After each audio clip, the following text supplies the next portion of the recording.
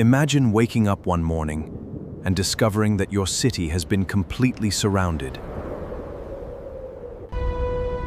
No way out, and the enemy outside has been given a single order: not to conquer you, not to capture you, to starve you to death.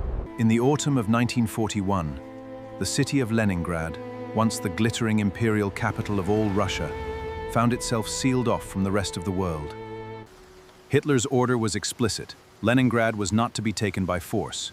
It was to be erased, slowly, methodically, through hunger. What followed was 872 days of siege, the longest and deadliest blockade of a major city in the history of modern warfare. Before it was over, somewhere between 800,000 and 1.5 million civilians would be gone. Not from bombs, not from bullets, from hunger. Stand on the banks of the Neva River in the summer of 1941, just weeks before the siege begins, and you would see one of the most beautiful cities on the planet. Peter the Great had built this place on a swamp in 1703, importing architects from across Europe, forcing tens of thousands of serfs. By 1941, Leningrad was home to 3 million people, the home of the Hermitage Museum. The Kirov Ballet performed here. Pushkin had lived here. And in June 1941, Germany invaded the Soviet Union.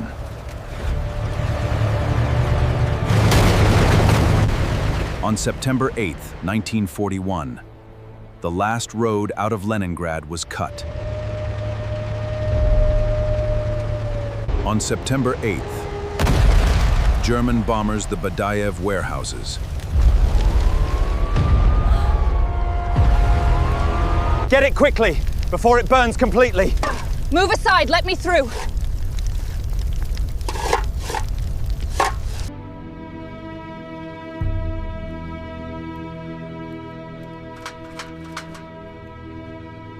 Every hand was needed to process the meager supplies. Life in the industrial kitchen, constant struggle. They labored daily to produce food for the city.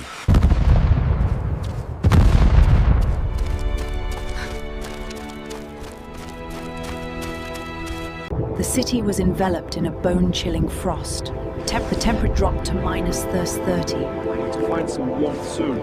People burned their furniture for warmth. First the chairs, then the tables, then the floorboards. They burned books. They burned picture frames.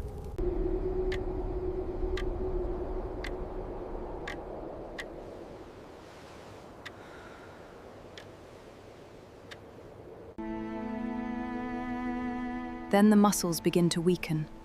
The skin grows pale and fragile. The limbs strain under the prolonged weight of deprivation. People survived on whatever remained. Leather belts were boiled down into a thin broth. Paste scraped from walls became the closest thing to a meal.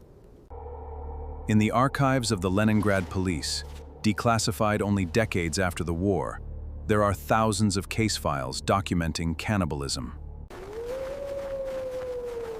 The NKVD worked to investigate these crimes while suppressing all public knowledge of them. As temperatures plummeted and the lake froze solid, Soviet engineers and truck drivers began running convoys across the ice. At night, without headlights, in total darkness, under German artillery fire and Luftwaffe bombing runs. That winter, the ice became a graveyard. Hundreds of vehicles simply vanished the dark abyss. Saving the city meant risking everything. In the heart of the besieged city, the music refused to be silenced. This was the sound of human defiance. Many of the musicians could barely lift their instruments.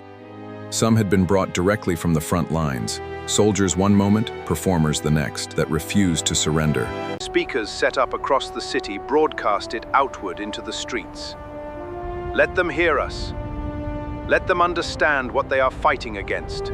On January 27, 1944, 8 after the siege began, Soviet forces broke the German encirclement entirely. The blockade was over. Survivors described not feeling joy exactly. They were too hollowed out for something as simple as joy, something like disbelief. Leningrad was renamed St. Petersburg in 1991. The canals still reflect the winter sky, the Hermitage still stands, the Neva still flows toward the sea.